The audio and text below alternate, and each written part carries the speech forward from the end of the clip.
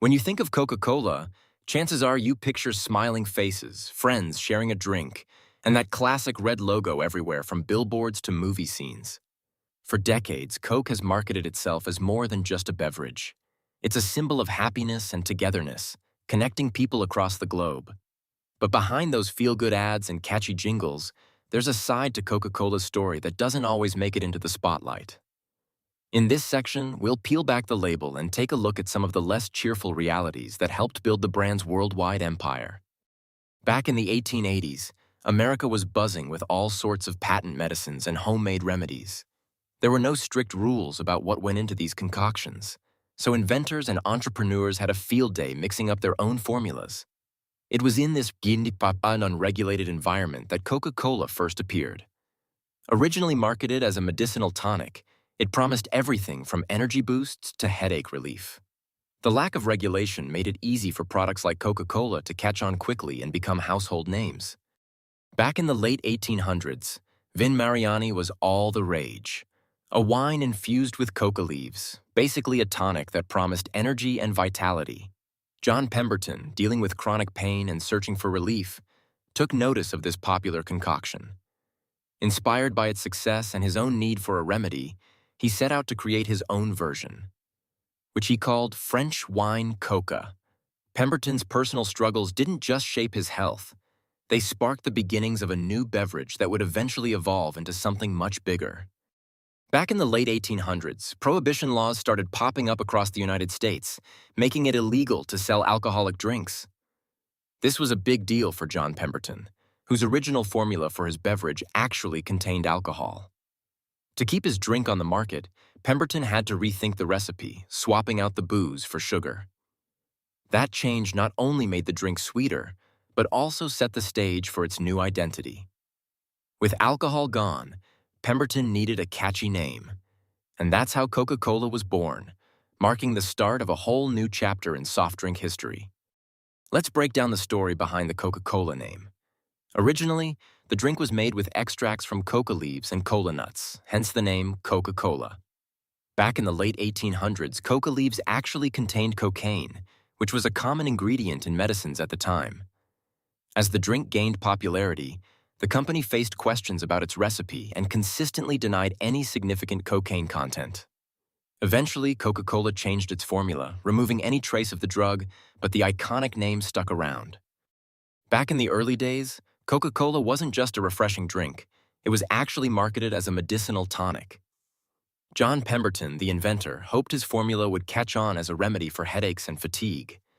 But despite these bold health claims, sales were pretty sluggish at first. Competitors with similar miracle cures were already popular, making it tough for Coca-Cola to stand out. Pemberton had to get creative to convince people that his fizzy concoction was worth a try. When John Pemberton, the inventor of Coca-Cola, passed away, the future of his fizzy creation was up in the air. Enter Asa Candler, a businessman with a knack for spotting potential. Candler bought the rights to Coca-Cola and wasted no time turning it from a local curiosity into a household name. With clever marketing and a focus on expansion, he laid the groundwork for the global brand we know today. It's a classic story of how a change in ownership can completely reshape a company's destiny. Asa Candler wasn't shy about getting Coca-Cola into people's hands. He plastered the brand everywhere, from billboards to soda fountains, making sure nobody could miss it. One of his clever moves was handing out free coupons, letting folks try the drink without spending a dime. This strategy got people curious, and once they tasted it, many became loyal customers. Candler's bold marketing turned Coca-Cola from a local treat into a household name. Coca-Cola didn't always have the image we know today. Originally, it was marketed as a medicinal tonic, promising all sorts of health benefits. But as patent medicine scandals started popping up, the company realized it needed a fresh start. So they pivoted, transforming Coca-Cola into a cool, refreshing drink that anyone could enjoy. This move not only broadened its appeal, but also helped the brand shake off its sketchy medicinal past. Candler didn't just sell soda, he sold an idea. By pouring money into advertising and teaming up with celebrities, he made Coca-Cola more than just a drink. It became a household name. The brand's image was carefully crafted to feel wholesome and trustworthy, so people saw it as a safe choice for the whole family. This strategy helped Coca-Cola stand out from competitors and stick in people's minds. It's a classic example of how smart marketing can turn a simple product into a cultural icon. Coca-Cola didn't just sell soda, they sold a vibe. Back in the day, they rolled out the famous Coca-Cola girls, using cheerful, stylish models to make their brand feel friendly and fun. But they didn't stop there. Coca-Cola was one of the first companies to dive into data-driven advertising, tracking what worked and tweaking their campaigns to reach more people. By mixing eye-catching visuals with smart analytics, they set the stage for modern marketing as we know it. Coca-Cola has always been quick to jump on new technology to keep its brand in the spotlight. Back in the day, they were among the first to advertise on radio, making sure their catchy jingles reached listeners everywhere. When television took over, Coca-Cola switched gears and created memorable commercials that became part of pop culture. By staying flexible and embracing each new media trend, the company made sure you'd see their logo no matter where you looked. It's a smart move that helped Coca-Cola stay relevant through every wave of innovation. Back in the early days, Coke was mostly served at soda fountains. Think old-school counters where you'd grab a fizzy drink. But then came the big shift: selling Coke in bottles. Here's the twist. When Coca-Cola made the deal to let others bottle their drink, the contract was so vague and poorly written that it sparked legal headaches for decades. Bottlers and the company kept clashing over who controlled what, all because the original agreement left too much up in the air. It's a classic case of how a simple paperwork slip can turn into a massive business drama. When you think of Coca-Cola, it's easy to imagine that its secret recipe or unique taste is what made it a global superstar. But here's the twist. It's really all about marketing. Coca-Cola has poured massive energy and resources into making sure its brand is everywhere, from billboards to TV ads and even sponsoring major events. The company's strategy isn't just about selling a drink. It's about selling a feeling, a lifestyle, and a sense of nostalgia. That relentless focus on marketing is what keeps Coca-Cola at the top, not just the soda itself. During World War II, sugar was strictly rationed, making it tough for companies to keep their products on shelves. But Coca-Cola pulled off a clever move.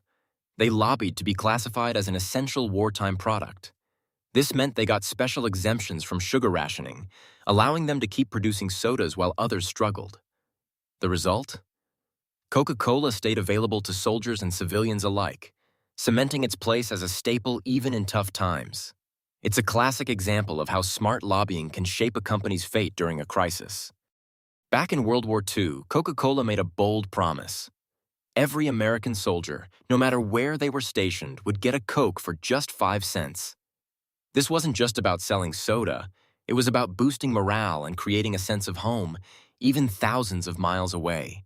By delivering on this promise, Coke became a symbol of American spirit and patriotism.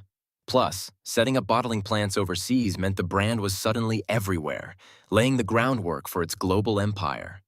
So, what started as a patriotic gesture ended up making Coca-Cola a household name around the world. During World War II, the U.S. government played a surprising role in helping Coca-Cola go global. They saw Coke as more than just a soft drink. It became a symbol of comfort for American troops stationed overseas. To keep morale high, the government supported the setup of bottling plants in dozens of countries, making sure soldiers could enjoy a familiar taste wherever they went. This move didn't just boost spirits. It also turned Coca-Cola into an international brand almost overnight. Suddenly, people all around the world were sipping Coke, and the company's global footprint started to take shape. During World War II, American soldiers weren't just fighting battles, they were also sharing their favorite drink: Coca-Cola. Wherever troops went, Coke followed, quickly becoming a symbol of home and comfort. Local communities saw soldiers sipping on those iconic bottles, and curiosity turned into demand. After the war, Coca-Cola had already made its mark in places it had never been before, thanks to these unofficial ambassadors. It's a classic example of how a brand can hitch a ride on global events and end up everywhere, just by being part of everyday life. Let's rewind to the 1930s and 40s, when Coca-Cola was operating in Nazi Germany. With wartime trade restrictions making it impossible to get the syrup needed for Coke, the company's German branch got creative and invented Fanta using whatever ingredients were available. But the story isn't just about soda. There are serious allegations that Coca-Cola's factories relied on forced labor during this period. These controversies have sparked ongoing debates about corporate responsibility and ethics during times of conflict. It's a reminder that even the world's most familiar brands can have complicated histories lurking beneath the surface. After World War II, Coca-Cola set its sights on becoming a global brand, spreading its fizzy drinks far beyond American borders. The company worked hard to shake off any association with its wartime operations in Germany, focusing instead on new markets and fresh beginnings. By investing in international bottling plants and clever advertising, Coca-Cola positioned itself as a symbol of optimism and unity. This strategy helped the brand become a household name worldwide, while quietly leaving its complicated wartime history in the rearview mirror. Coca-Cola has a pretty clever approach when it comes to building brand loyalty. By signing exclusive contracts with schools, they make sure their drinks are front and center for students. Basically, they're the only soda option in the cafeteria or vending machines. This is all part of what's called a cradle-to-grave strategy, which means they're aiming to hook people on their products from childhood all the way through adulthood. The idea is simple. If you grow up with Coke as your go-to drink, you're more likely to stick with it for life. It's a smart move that shows how companies can shape our choices long before we even realize it. Let's talk about how companies market to kids. It's not just about flashy ads. Think toys, collector's items, and even sneaky product placements in family movies. These tactics are designed to grab attention and build excitement, making products feel like must-haves.